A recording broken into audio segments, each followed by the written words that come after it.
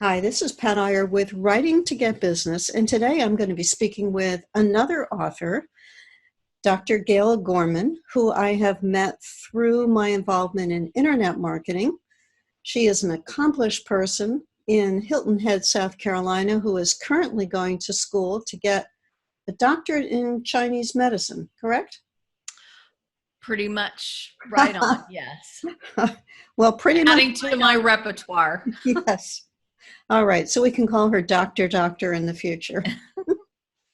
And I brought Gala on the show today so that we could talk about her experiences writing books and how those books fit into her business and what her objectives were at the time that she wrote those books. Well, welcome to the show, Gala. Thanks, Pat. It's good to be here. Tell our listeners about your experience with that first book, when you went from 0 to 1. What was that book about?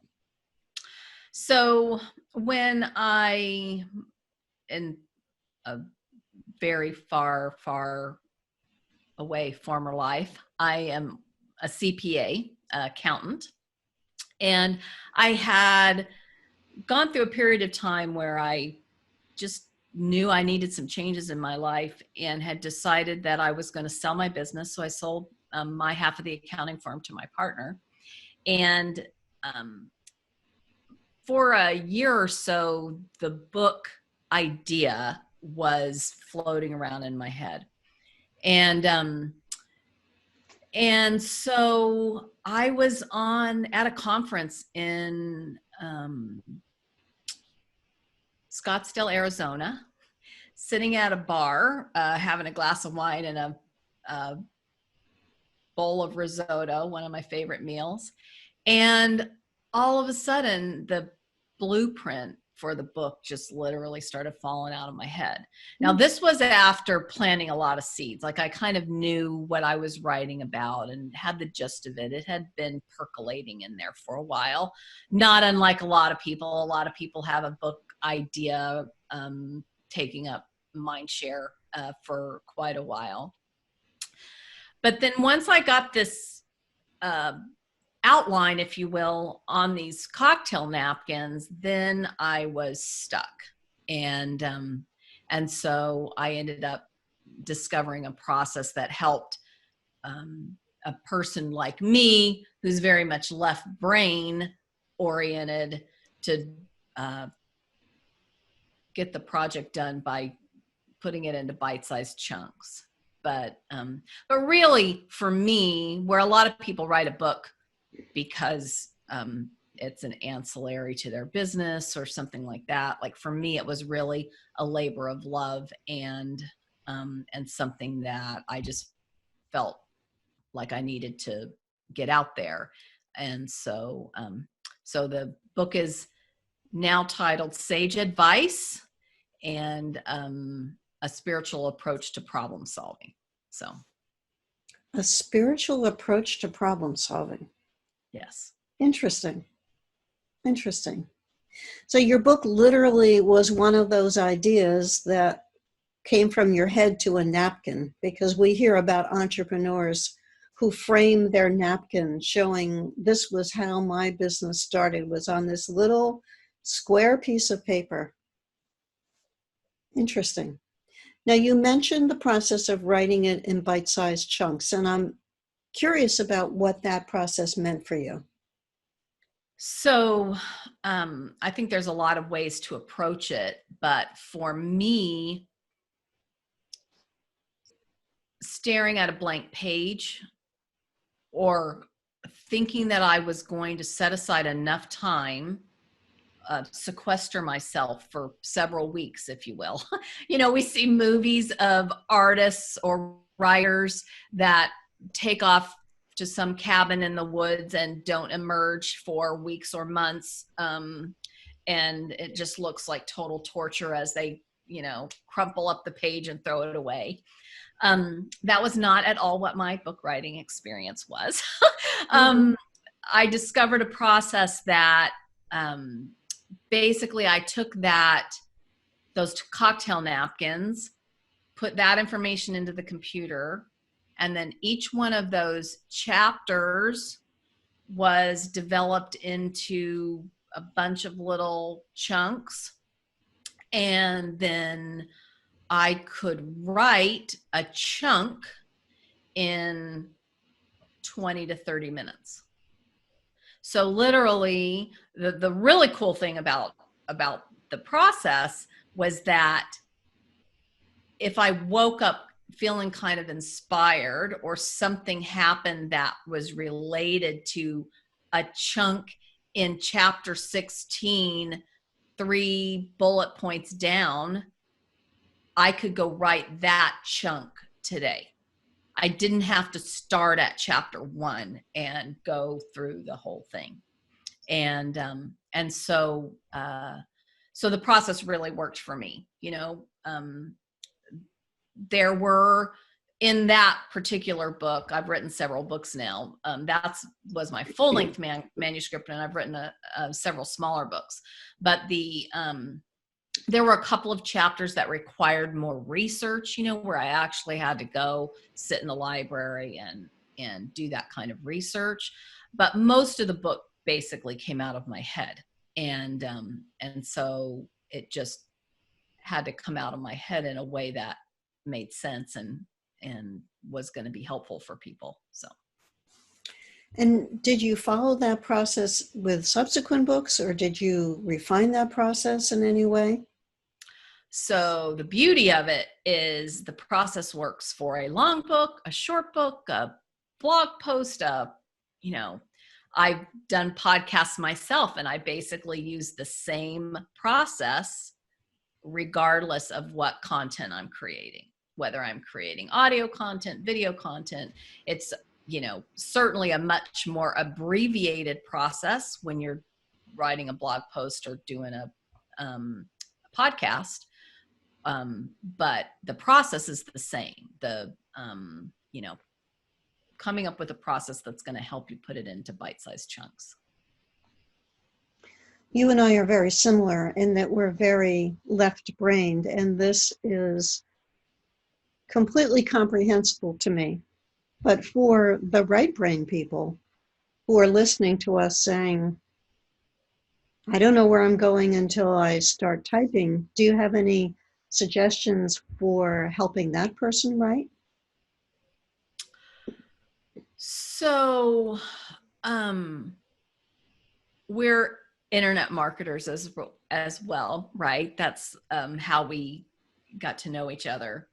And so there's a lot of very sharp people in this internet marketing field who would tell that creative right brain person in as kind a way as possible to get over themselves, and that they have to develop some structure around their process, even if they need to create more free flow than maybe I need to create, that there has to be a structure or it'll never get done.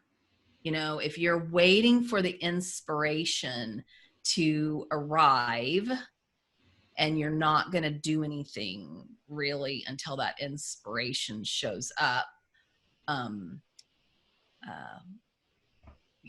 what's the phrase? Don't die with your story left in you, kind of thing. So the really great copywriters talk about how they, in essence, trick their psyche to get the work done. Because copywriting requires super high level of creativity within a really strict structure, right?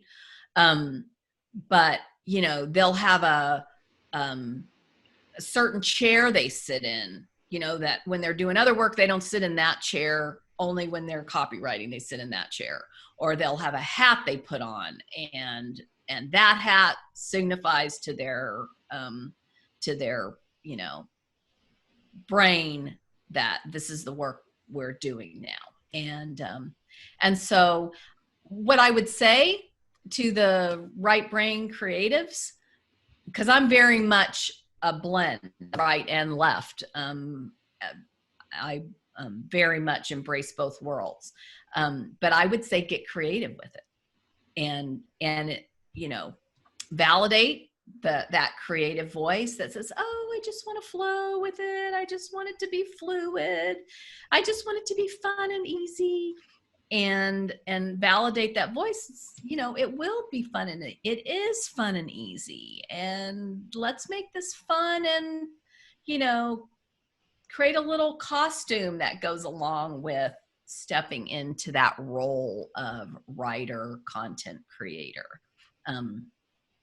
I think that once you get over the initial, I want to call it shock, of disciplining that that part of yourself that doesn't want to be really disciplined. Honestly, no parts of us really want to be disciplined, but once you get over the hump of it, it becomes like really easy. Like, I just got to get this done.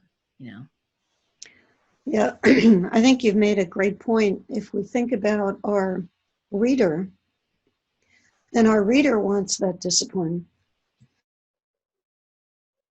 Our reader gets frustrated if the book wanders around, which might be comfortable for the right brain person, but if the book is not in a logical progression, if you're talking about a subject that does flow logically, then if it wanders, it's too hard for us to follow. It's too hard for the left brain people to follow. I edited a book for a woman who was writing about putting on events, and her manuscript wandered around. It was in no logical order. And when I looked at it, I said, there are phases of putting on an event. You want to plan it, you want to put it on, and then you want to evaluate how it went and make changes for the future. When I looked at her content, I was able to slot in the chapters into that structure where there was no structure before. So I think if your point is, you can be creative, but you can't be so creative that your reader is completely lost.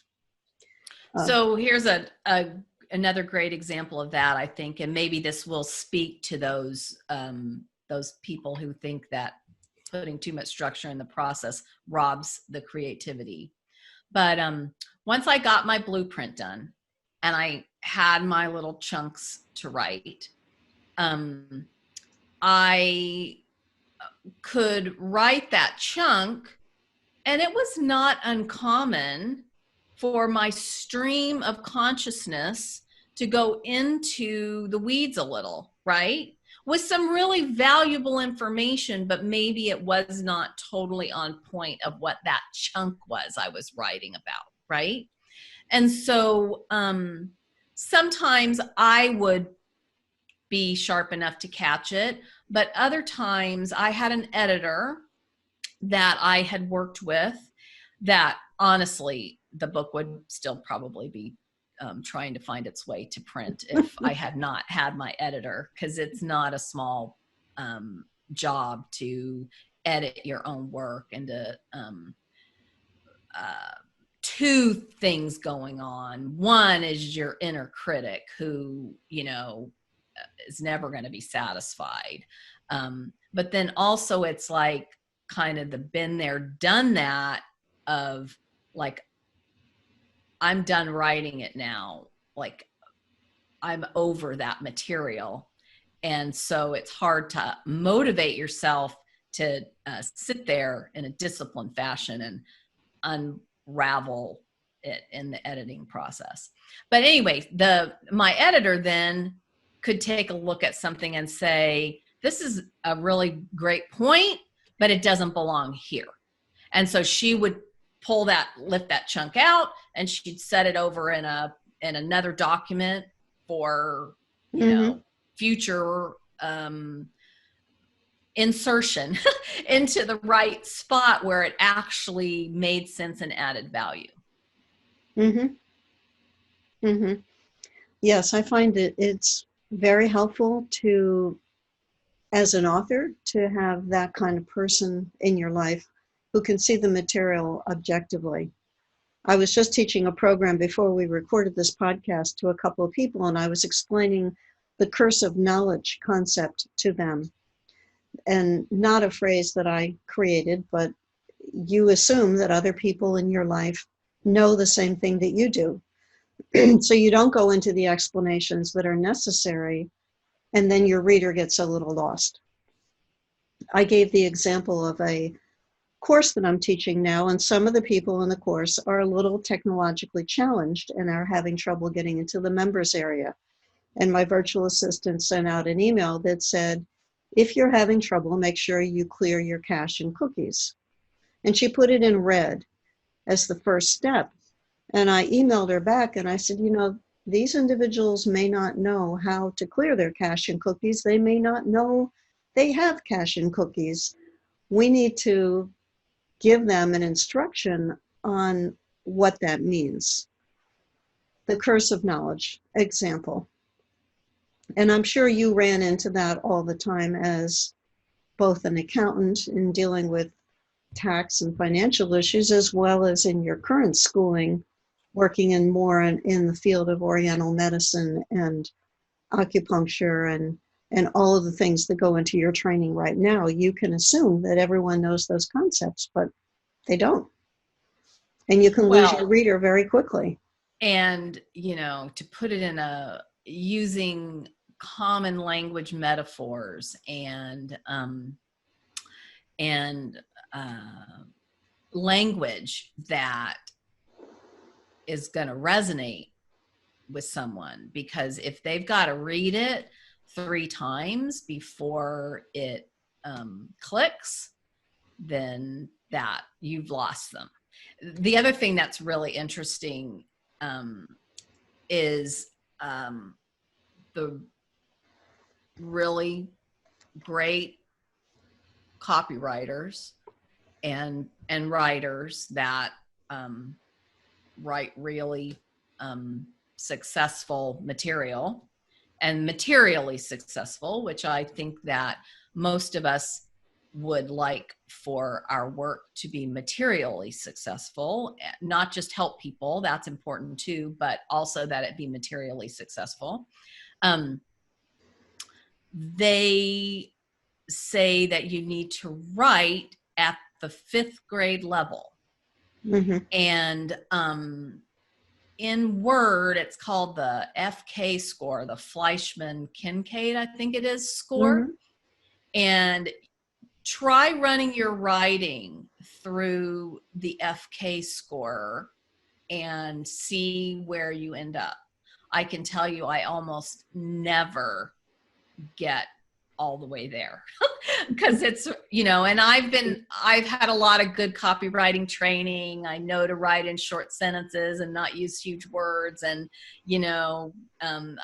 I practice all those tips that go right against all that we learned in English class in school.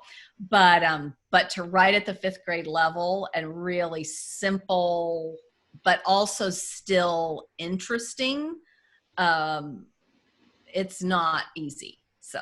Mm-hmm.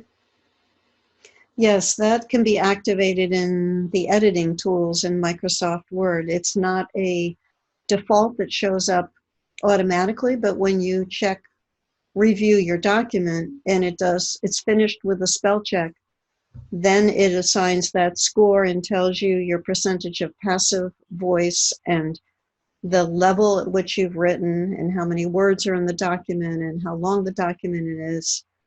And that feedback is really useful. I used that tool to give me feedback on ridding my writing of passive voice.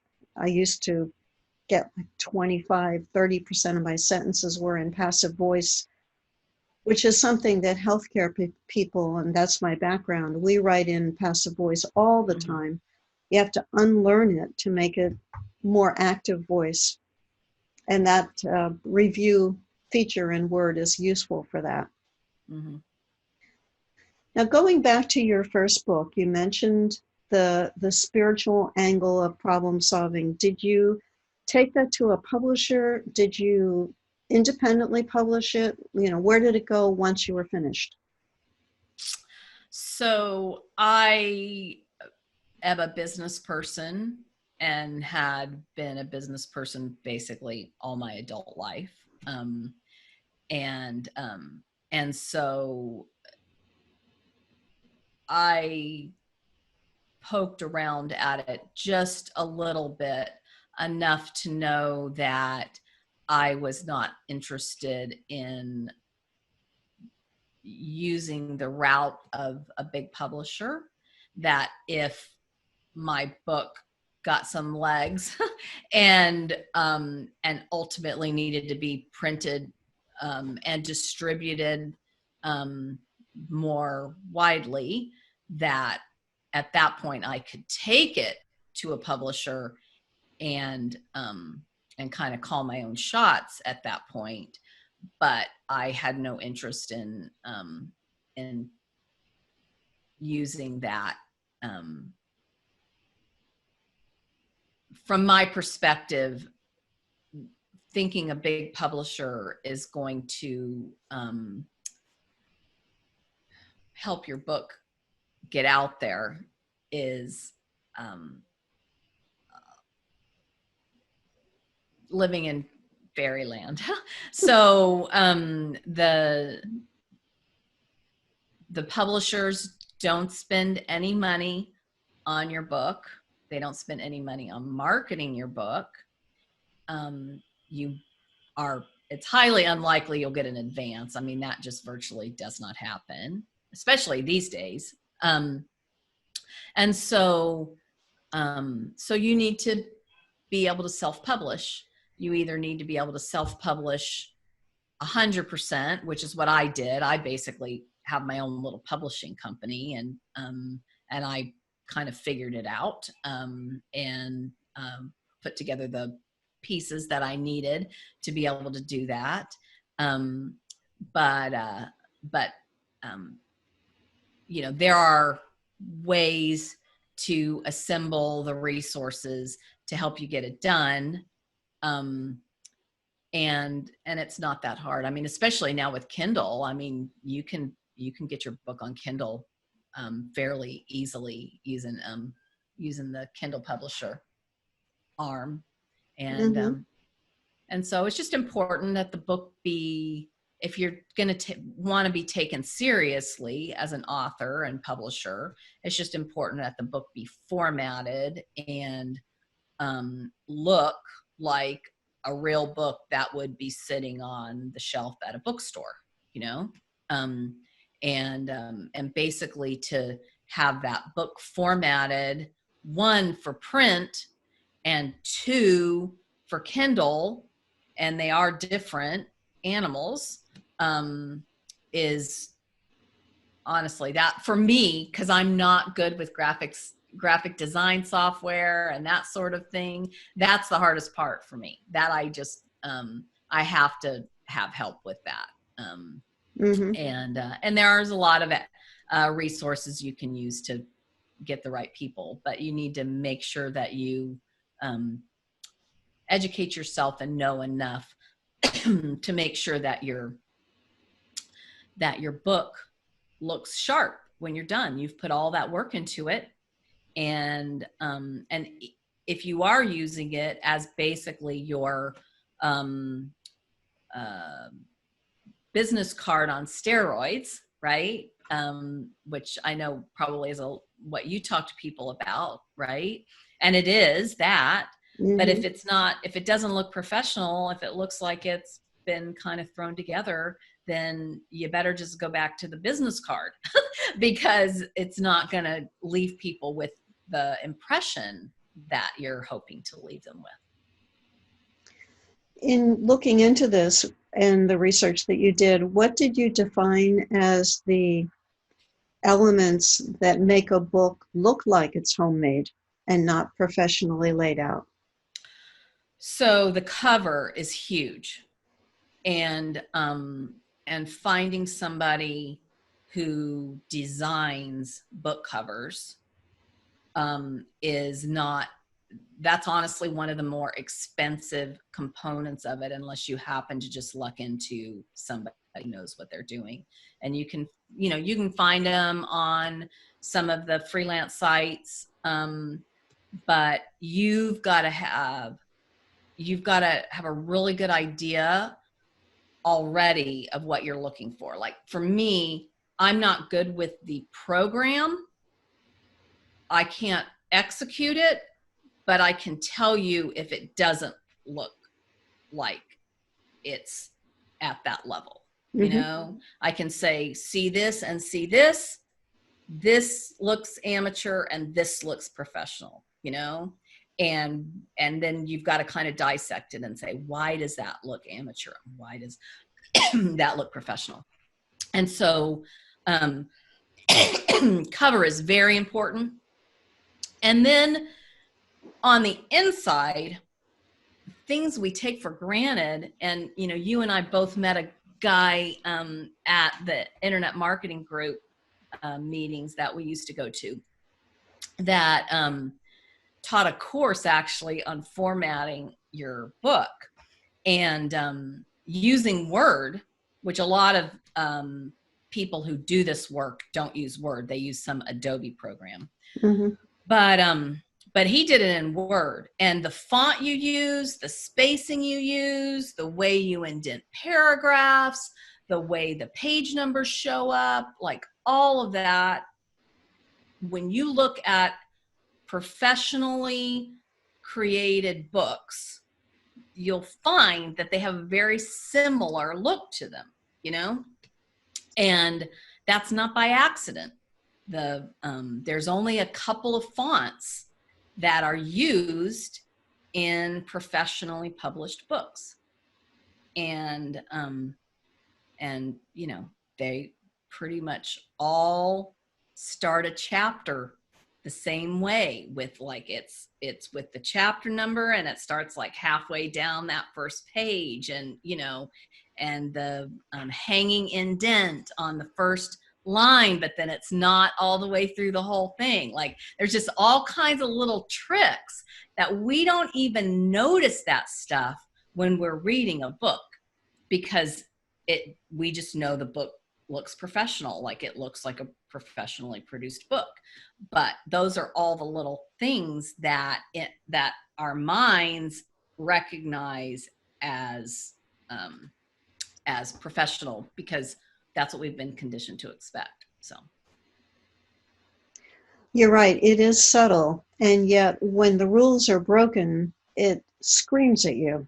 Mm-hmm. I'm thinking about a man who had a slender amount of material, but wanted to put it in a book that would be thick enough that it would meet the self-publishing requirements. So he used size 16 font, and he double spaced, and he had wide margins. And it just screamed at me, not enough content, trying to stretch it, trying to make it fit within the guidelines, because I believe that... he would have been better off adding like some sort of just black and white stencil graphics or graphs, or depending on what his material was, exactly, rather than trying to alter the font and the spacing, because the font and the spacing cannot be altered without losing a lot in just the overall look and feel. So yeah, that is one of the take-home lessons of this podcast, is don't double space your lines. Learn those techniques. I do know that Kindle Direct Publishing, which is the publishing wing of Amazon, will provide a template for people for uploading their content if they're not going to hire a layout artist, which Gala and I both recommend, is somebody who knows how to bring it into Adobe InDesign and professionally lay it out so that it looks appropriate and it doesn't scream homemade. But at the very minimum, use the template that you receive through Kindle Direct Publishing. That's going to show how to lay out the content within those pages, but it's not going to pick up the nuances that you're talking about, Gala, in terms of the drop cap on the first line and whether you indent it and how you space the lines. That requires some study. Well, how can our listeners find out more about what you're doing now, what services you offer, what area of expertise you have? How can they stay connected with you? So I'm on all sorts of forms of social media. If you search for Dr. Gala Author on Facebook, so it's DrGalaAuthor, Dr. Gala Author. That is my author Facebook page, and so that's where I tend to post fresh material. We have a wellness center in Hilton Head, South Carolina, as well, and so, you know, if you just search my name, Gala Gorman, you'll come up with a lot of ways to find me. But my Facebook page is probably the easiest way. So. And Gala's last name is spelled Gorman. First name is Gala, Gorman, Gorman. Thank you, Gala, for spending your time with us today. We appreciate that. It was a pleasure, Pat. And thank you for listening to Writing to Get Business and spending your time picking up tips on writing. Gala covered a fascinating process, fascinating to us left-brainers, I might add, of being able to outline your book in advance and write chunks of it so you can pick up your outline at any point. You don't have to start with chapter 1, she emphasized. Where you're inclined to write that day, you've already got that outline and you can write in 20 to 30-minute chunks and get that sense of accomplishment. She mentioned having an editor to help you look at that material once it is completed to see if it flows and it's coherent and if there are sections that need to be rearranged.